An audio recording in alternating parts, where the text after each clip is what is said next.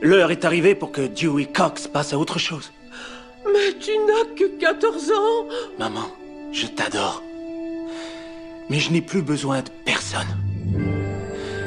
Tout ce qu'il me faut, c'est ma musique. Aujourd'hui, j'ai vu mon chemin et je compte le prendre. Et un jour, je pondrai une grande œuvre d'art. Et vous en serez tous vraiment fiers.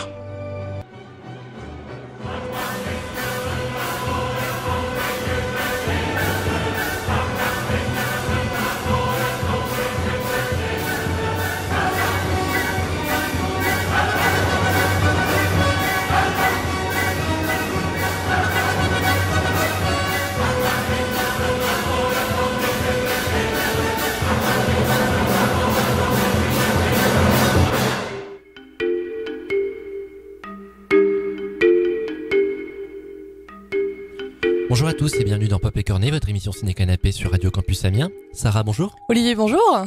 Donc après 2 semaines, pas d'absence, mais 2 semaines où on vous a passé une rediffusion et également une émission retirée de nos greniers. Oui, il a fait beau, on est allé prendre l'air. Voilà, là on est de retour comme on l'avait promis donc il y a quelques temps avec une comédie.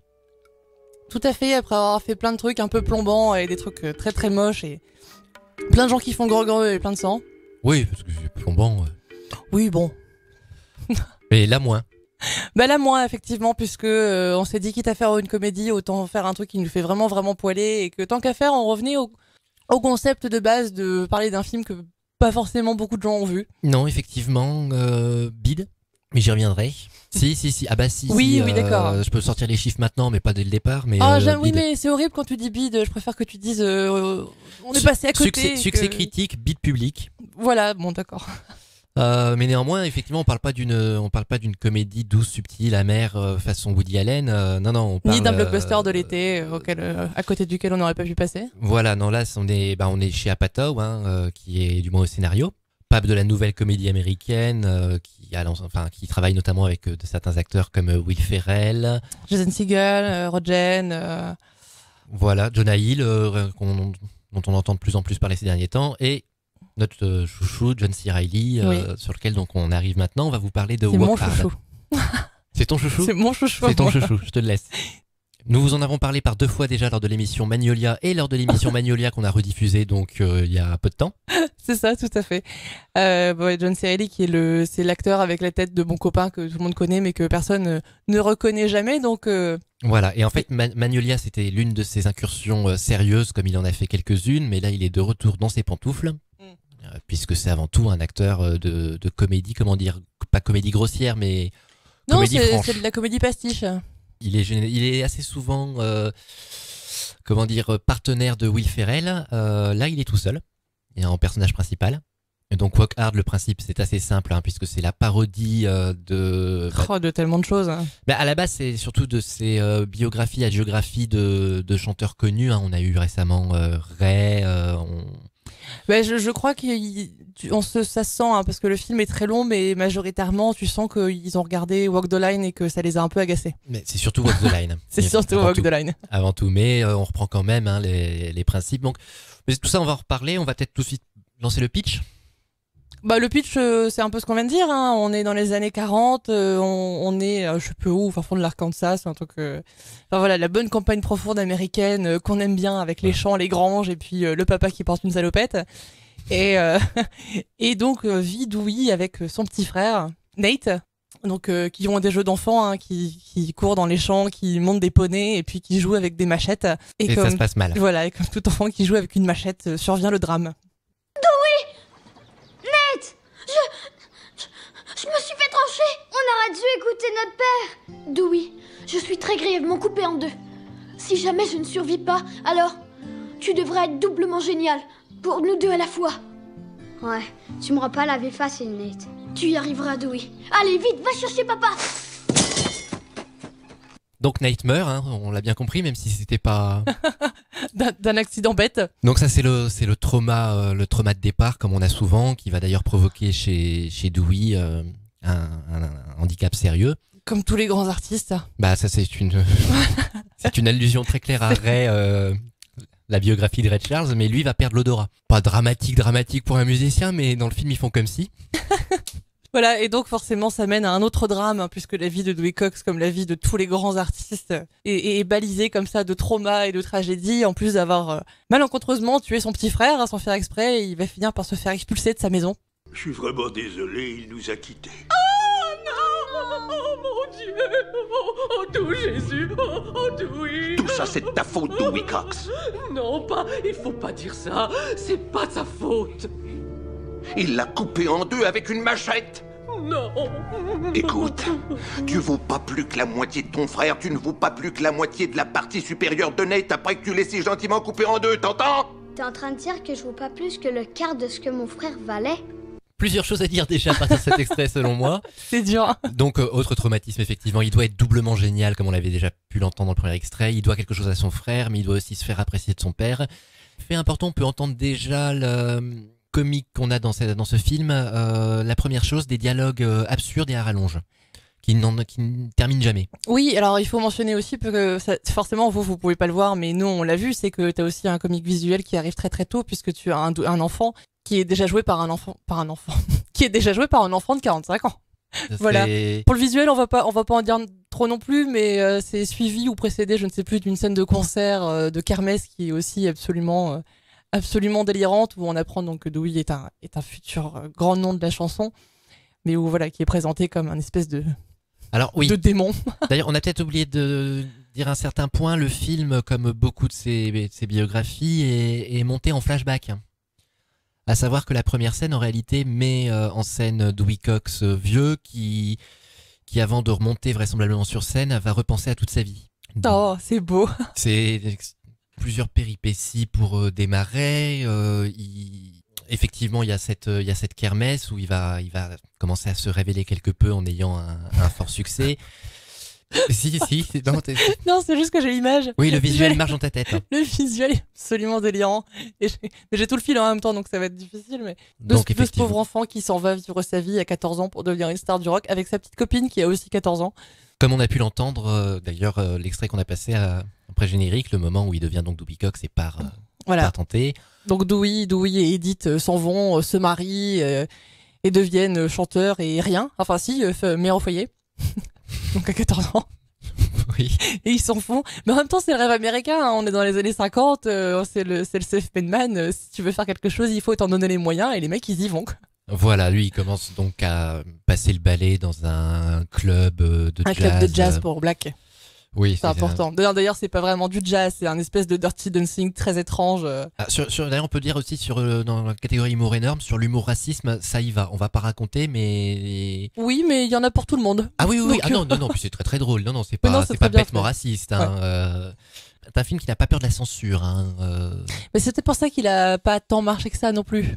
Donc non, ça joue aussi sur ces tableaux-là, mais toujours est-il que s'ils sont pauvres et autres, il va enfin finir par avoir sa chance. Et par sortir son gros tube. Dit comme ça, c'est affreux. Hein. Dit comme ça, c'est tout à fait obscène. Ça va très bien avec le reste du film, mais d'accord. Son gros tube, effectivement, qu'il fait un peu, on sait pas, hein, par hasard. Sur sa dernière chance en studio. Voilà. On lui offre une dernière chance parce que il fait une première chanson qui passe très très mal. Dernière chance et il part en improvisation. Voilà. Qui bien sûr n'est pas possible. Et on n'a pas pu résister à vous en passer un petit morceau parce que même si c'est un film très drôle qui a l'air de faire peu de poète et n'importe quoi, en fait, au-delà de ça. Comme c'est un biopic et que ça chante, le BO est juste exceptionnel.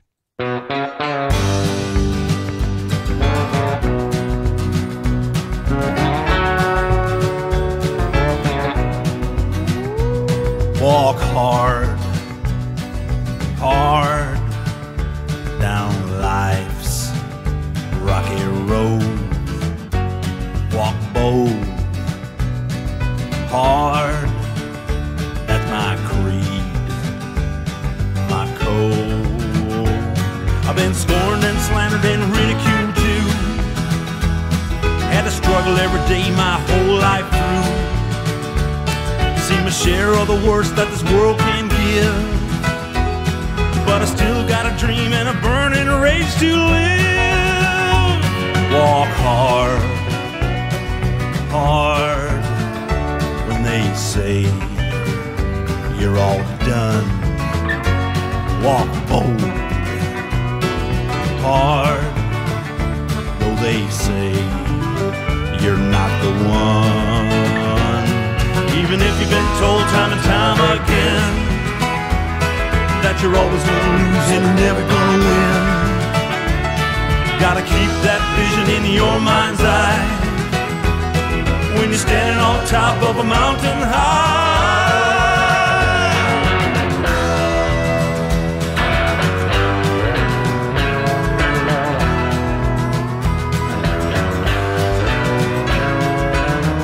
You know, when I was a boy, folks used to say to me, "Slow down, Dewey.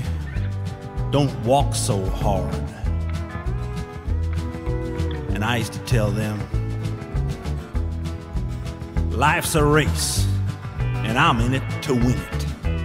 And I walk as damn hard as I please. How do I walk, boys?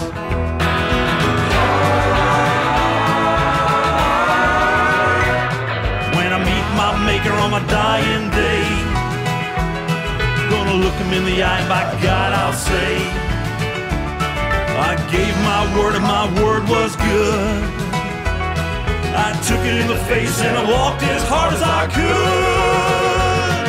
Walk hard, walk hard, walk hard, walk hard.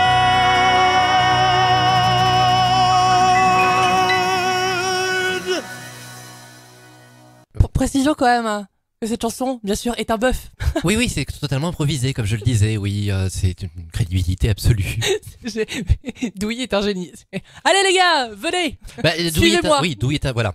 Les autres musiciens sont pas mauvais non plus, hein, Oui, visiblement. c'est vrai, ouais. Ils le suivent bien. Donc la musique, on va le dire tout de suite, est de Michael Andrews. Et le chant, on va le dire tout de suite, est de John C. Reilly quand même. il se débrouille extrêmement bien. Mais oui, une adaptabilité de voix, de ton, de tessiture qui est complètement dingue avant d'être un effet comique. Enfin, c'est un truc. C'est un truc de malade. Musicalement, la seule chose qu'on peut reprocher, c'est pas d'une originalité phénoménale, puisqu'effectivement, on est dans l'imitation. De toute façon. Exactement. Donc, mais dans la vachement bonne imitation. Donc, on va s'arrêter un peu pour le pitch, sachant juste pour rester vague qu'on va avoir les mêmes clichés que dans tous les autres. Hein. Il va passer par la drogue, le succès, les déboires amoureux, la femme de sa vie. Mais il va lui arriver plein de trucs. En même temps, l'idée, c'est de faire une fresque, c'est de faire un biopic encore pire que les autres biopics, parce que Dewey Cox, à l'inverse de tous ses petits camarades, est quand même un chanteur génial qui a une vie de malade, comme ça, qui ne s'arrête jamais, mais qui vit très vieux. Oui. C'est-à-dire qu'il meurt pas de la drogue à 27 ans, il meurt pas de l'alcool en s'étouffant dans son vomi. Enfin, donc le film est très long. Donc il se passe plein de choses. C'est vrai que c'est plus simple quand il meurt tôt. Hein. Résultat, Ray était long, hein, puisque... Oui. Mais du temps aussi, Ray Charles. Hein. Ouais. J'ai pas vu Walk the Line, mais ça m'intéresse pas. Par contre, le Gus Van Sant sur Kurt Cobain était très long, mais c'est parce que c'est un Gus Van Sant. Hein, donc c'est c'est parce qu'il se passait pas grand-chose, peut-être. Bah, rien. Bah voilà. Bref. Ouais, tout ça pour dire que... Oui, c'est très long, mais oui, effectivement, il se passe plein de choses, donc on va pas détailler l'histoire du film en entier. Voilà, il va rencontrer des femmes, il va avoir des aventures, il va rencontrer des hommes, il va avoir des aventures. Ah oui. Il va pondre des enfants aux quatre coins de la terre, il va adopter et passer par tous les styles de toutes les décennies qu'il va traverser, parce qu'effectivement, il vit très vieux. Enfin bref, voilà. On a aussi notamment, et je vais revenir d'ailleurs sur l'extrait, du comique de répétition, à savoir que beaucoup de scènes se répètent énormément. On a notamment, donc, on faisait allusion avant l'enregistrement de sa chanson aux premiers déboires conjugaux. Ils sont pauvres, on est avant l'enregistrement du tube. Ils sont pauvres, elle lui demande d'arrêter, d'abandonner ses rêves parce que ce n'est plus possible. On a donc une scène de dispute conjugale assez terrible où elle lui demande de commencer à être sérieux. Et puis il fait un tube extraordinaire. Il gagne énormément d'argent, grande maison, girafe. Mais la scène qui arrive après ça... Dewey, il faut que tu laisses tomber ton rêve. Tu n'y arriveras jamais, alors laisse tomber, Dewey. Mais de quoi tu parles? Je suis le hit numéro 1 sur toutes les radios. En plus, je peux jouer ma musique à tout plein de gens qui veulent l'entendre et c'est tout ce qu'on a toujours voulu.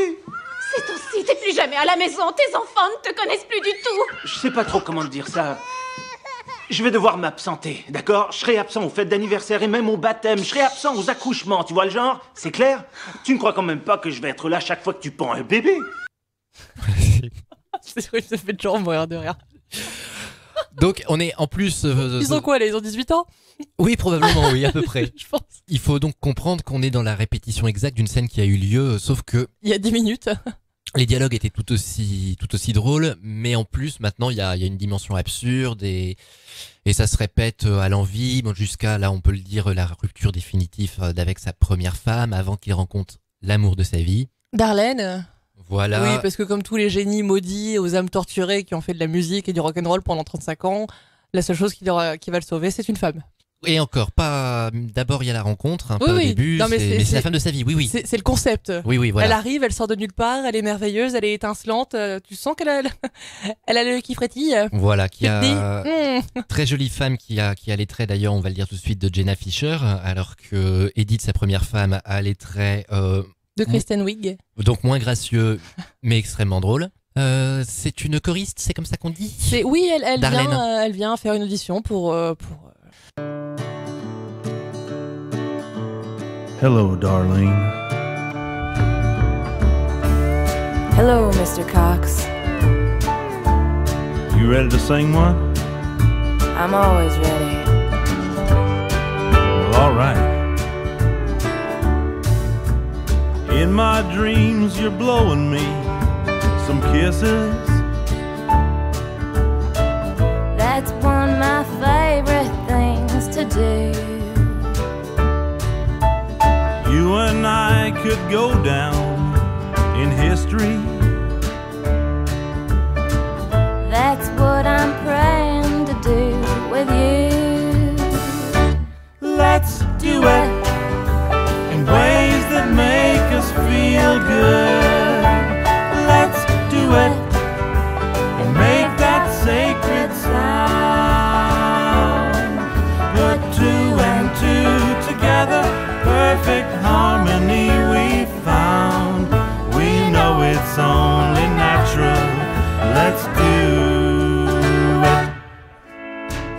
I'm gonna beat off all my demons. That's what loving Jesus all about. Looking in your eyes, I start believing. Quand je disais que c'était un échec, je voulais pas être méchant, hein, juste après. Non, mais je comprends. Malheureusement, les résultats sont là. Le film a coûté 35 millions, c'est pas gratuit pour une comédie, Ouais. et on a rapporté 18. Oui, Et non, ça- mais je suis d'accord. Mais en même temps, je m'offense pour rien parce que c'est franchement un film sur lequel je suis tombée totalement par hasard, par une sombre nuit d'insomnie, en me disant oh, tiens mon Dieu, qu'est-ce que c'est que ça? Oh bah il y a John C. Reilly, je vais regarder. Enfin, et pouf, révélation. Mais je serais passée complètement à côté si Probablement. je l'avais pas vu par hasard.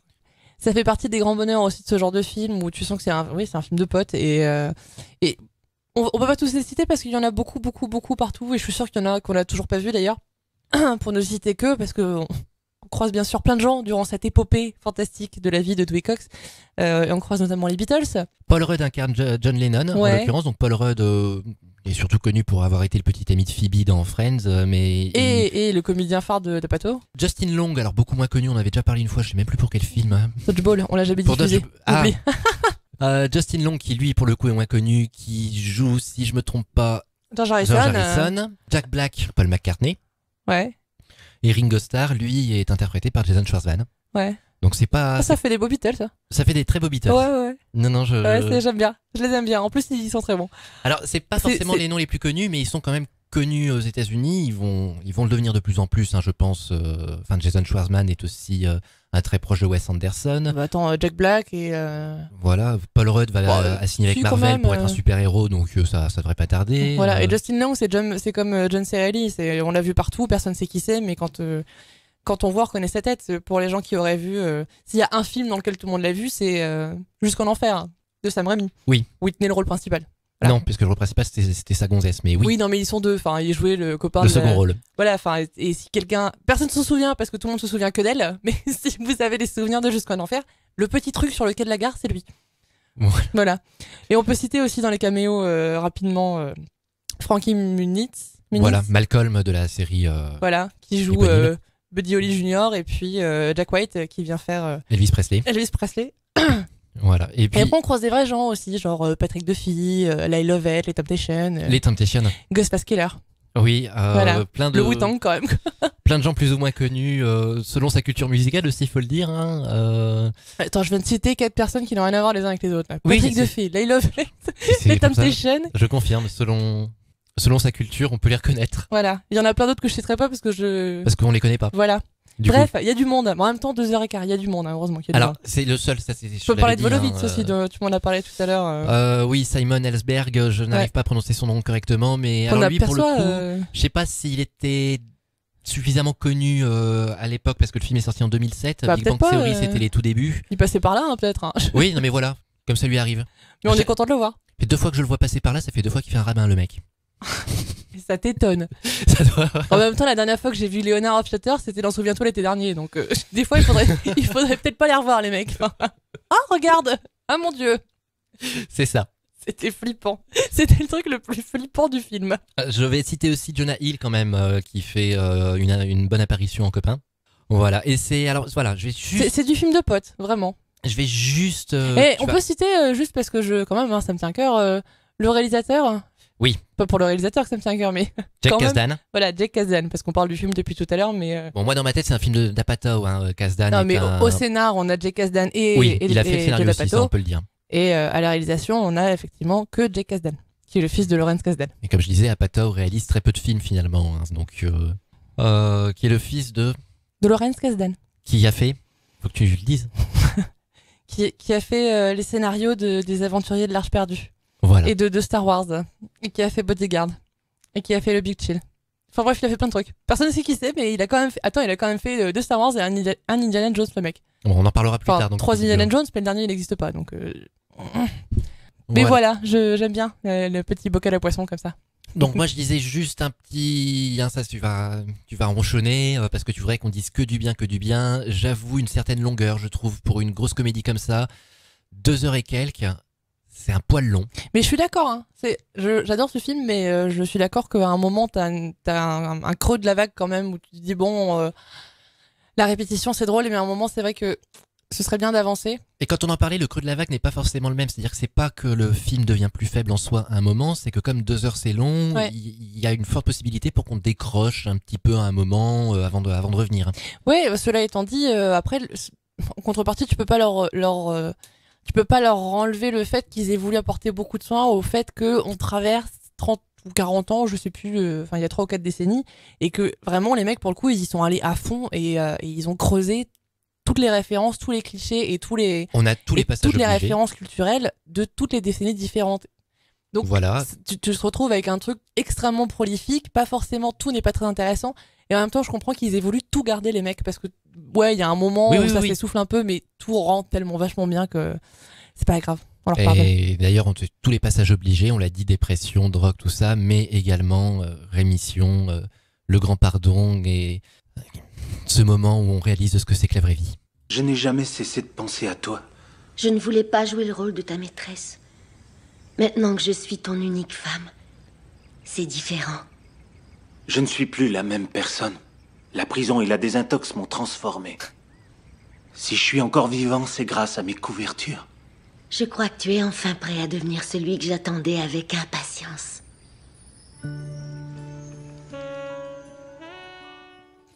Tu sais cette petite musique très délicate qui part en musique de film porno juste derrière. Oui, parce qu'ils vont baiser.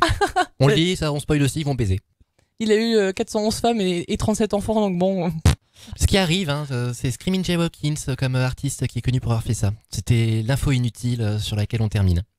Alors on va rapidement terminer, donc juste toi, tu le fais très bien. Toi, dis-nous une dernière fois qu'il faut absolument voir ce film, que ce film est génial. Il faut absolument voir ce film est génial et voilà. Non, et je confirme. Non, je peux faire mieux que ça.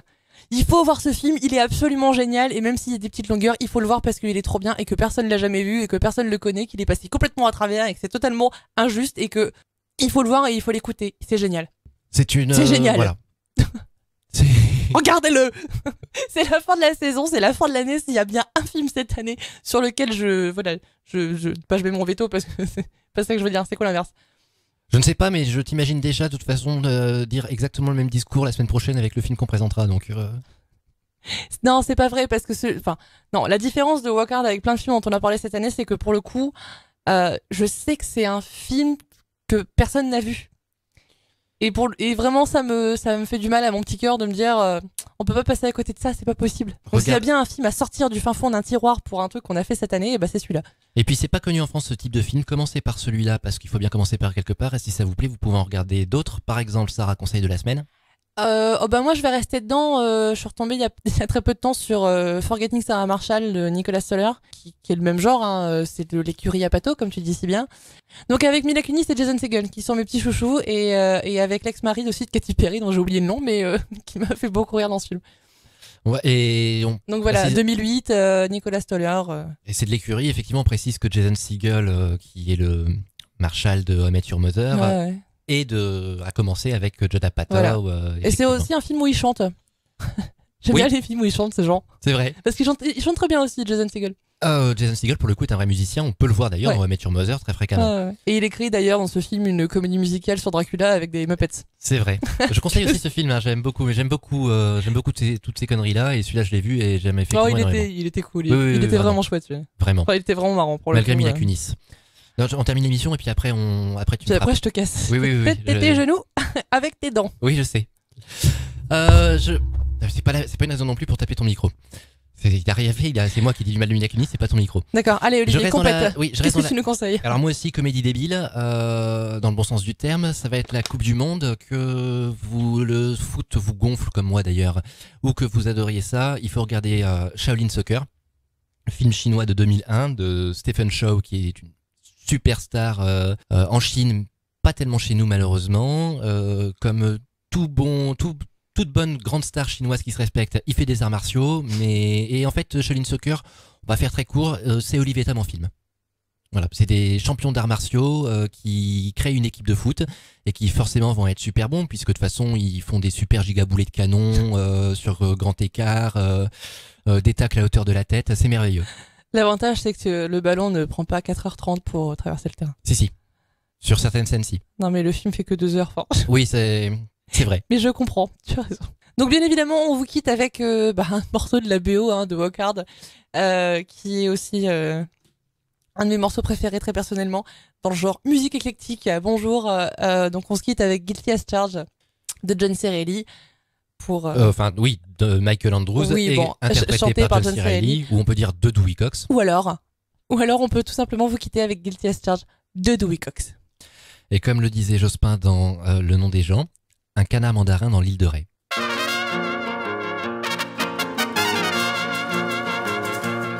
Good morning, Your Honor. May I approach the bench?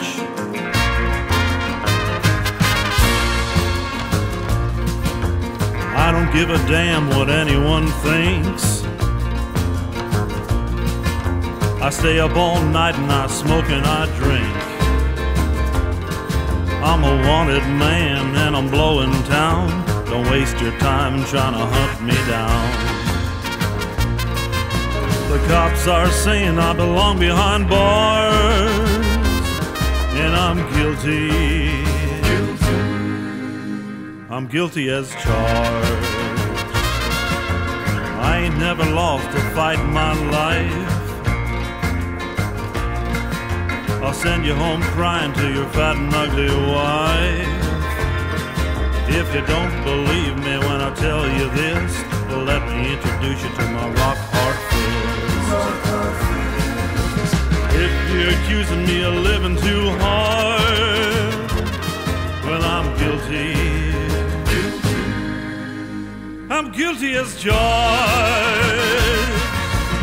I ain't asking God to forgive my sins. Take a good look and you'll know where I've been. I'm dancing with the devil every night and every day. People pay attention to the things that I say. Hey, I don't need anybody's help to rise above it. If you don't like the way I'm living, buddy, why don't you shove it?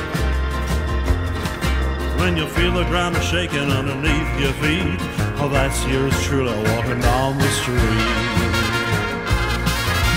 Come a little closer, girl, I'll show you my scars.